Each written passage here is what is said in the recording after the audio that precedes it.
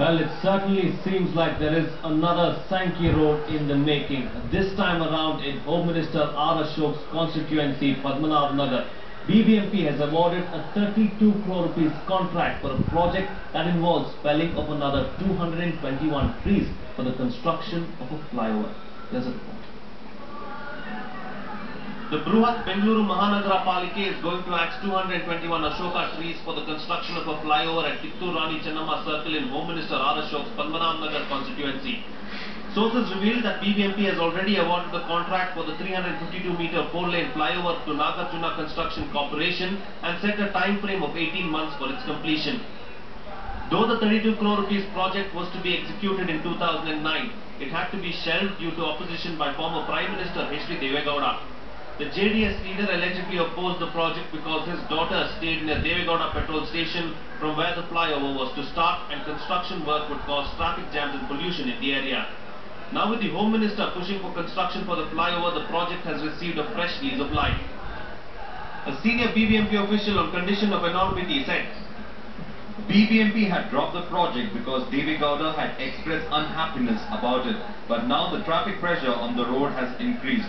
Also, Ashok wants the project to be executed and we have already completed the formalities.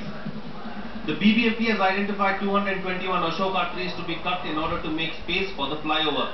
Nagarjuna Construction Corporation will start the work soon. The JDS, however, is planning to protest. Party spokesperson Y.S.V. Datta said, "We will oppose the project. The former Prime Minister has expressed unhappiness about it. It is a small road and there is no need for a flyover there. Besides, construction works will choke traffic movement in the locality." Sources revealed that the BBMP has already paid 1.35 crore rupees to the BWSSB and 1.28 crore rupees to BESCOM for shifting the utilities. A News9 report. Let me first welcome our guest to the News9 studios, Mr. AXE Mukunda, President of the Citizen Action Forum. Thank you, Mr. Mukunda, for joining us. Good morning, and thank you for giving me the opportunity to be here. Very good morning. Very good morning to you too. Well, this is the big question that we are asking our viewers right now. Is tree felling the only option for development? Share your views with News9. Call us at 22360304 or 05, or you can just SMS us at 56006890. Those details are flashing at the bottom of your screens. First and foremost, Mr. Mukunda, is tree felling the only option? What's your take? Actually, tree felling is not at all an option.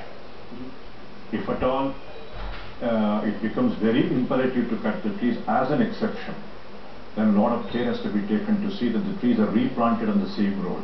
But this is only in the exceptional cases, not as a rule. As a rule, we should consider trees as essential as power, water, if not more essential, and retain whatever trees we have got.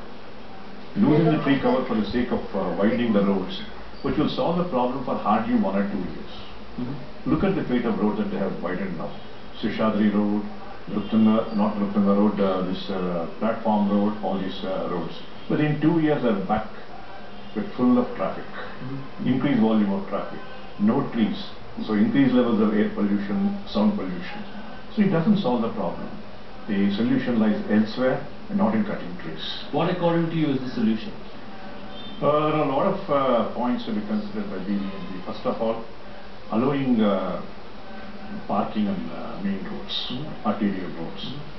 Mr. Praveen Sood is on record saying that 40% of the road space on the arterial and adjoining roads are taken up by parking. If you ban parking, at least on one side of the road, 20% of the capacity is immediately released. The capacity of the road to handle traffic will go up by 20%. But is that really a solution, Mr. Mukunda? Because where do the people then park their vehicles? Obviously, the commercial complexes lining these arterial roads should be made to adhere to the bylaws, according to which basement parking has to be provided for the people working there, and a part of it has to be reserved for the visitors to the complex. What we are seeing today is that majority, more than 95% of these basement parking places are converted into commercial complexes. Give them time, give them 6 months time to reconvert that into parking place and see that parking is done inside the complexes. Then the question of parking on the roads will not arise. and ban that parking. If at all people want to come to that area to visit a commercial complex, there is no need for them to park or bang in front of the commercial complex. We should learn. We should learn to walk, if it is not at all possible. But I believe that in most of the roads it is possible to avoid this parking on the road problem if this law is strictly adhered to, number one. Number two, in major arterial roads, you provide 1 or 2 MLCP, multi-level car parkings, and ask the people to park. Then the whole road will be free for the easy movement of traffic. This is point number one. Point number two, we are in the process of providing metro, mono, all these different modes of transportation. The first stage of metro is already completed. Let's wait for some time. Let's see the result.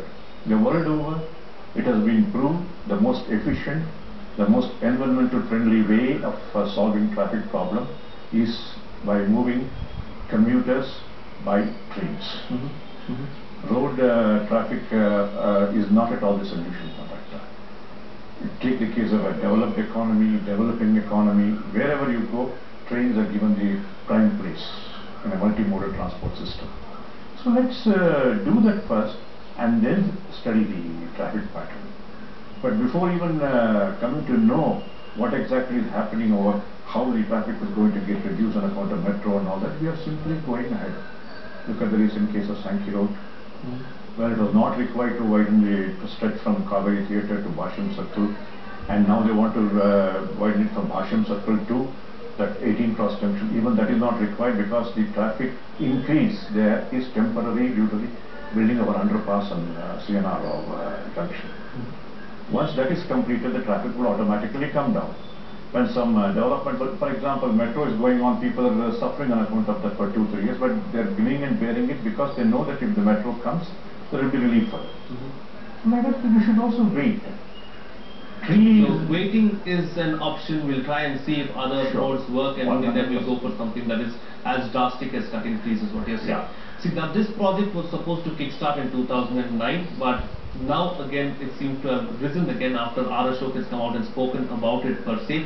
We'll discuss about what kind of a role the citizens played, what kind of a role Deve Gowda played, because his petrol bunk lies on that very road.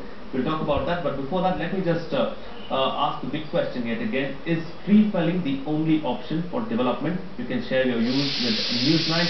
Call us at the numbers flashing at the bottom of your screen, or you can also SMS us at 56006890.